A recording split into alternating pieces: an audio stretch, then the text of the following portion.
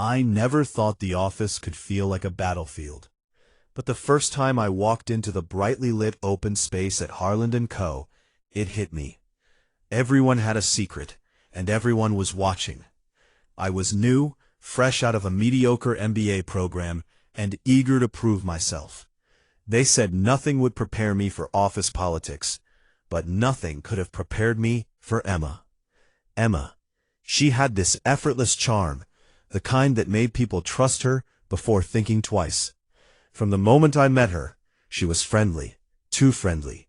She'd laugh at my jokes, lean in when I spoke, even brush her hand against mine, accidentally, during casual conversations.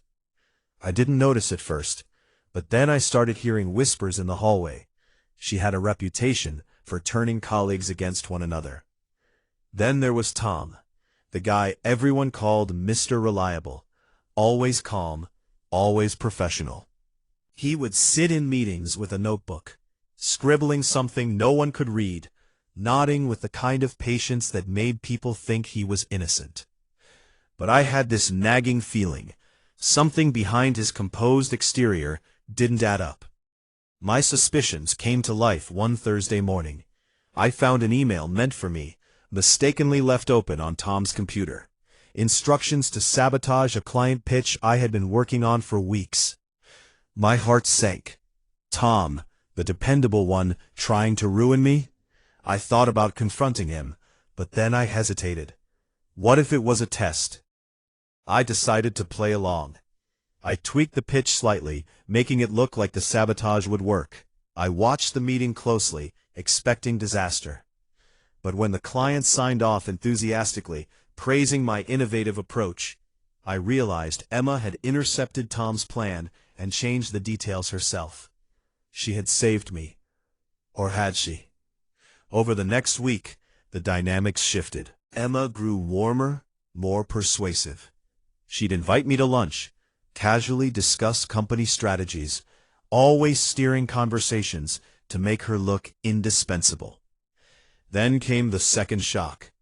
The CEO called me into his office, holding a sealed envelope. Inside were emails between Emma and a rival firm, clearly showing she had been leaking confidential info. My first instinct was to confront her, but the envelope ended up back on my desk with a note. I'm playing my own game. Don't get in the way. And then it got worse. During a late-night work session, I discovered Tom crying in the break room. He confessed that he had been blackmailed by Emma. She had found something personal, something from years ago, and he had no choice but to follow her plan. My anger melted into pity. This wasn't just an office rivalry. It was a web of fear, manipulation, and survival. By the end of the month, the final act revealed itself. Emma called me into her office, all smiles, and offered a partnership on a new project. I stared at her, realizing she had orchestrated everything, not just to climb the ladder, but to test me. She wanted to know if I could be trusted, or if I'd crumble like everyone else. I took a deep breath and accepted, not because I trusted her, but because I had learned the only way to survive here was to navigate the chaos without losing myself. As I walked back to my desk, I glanced at Tom, who gave me a subtle nod. He wasn't out of the game. He was just learning the rules too. And for the first time, I understood. At Harland & Co., loyalty was fragile, alliances were temporary, and the only thing you could count on was your own judgment. Morale. Sometimes the hardest battles aren't with competitors. They're with the people you think you can trust. Survival doesn't mean being ruthless. It means learning when to act, when to wait, and when to see the true colors behind every smile.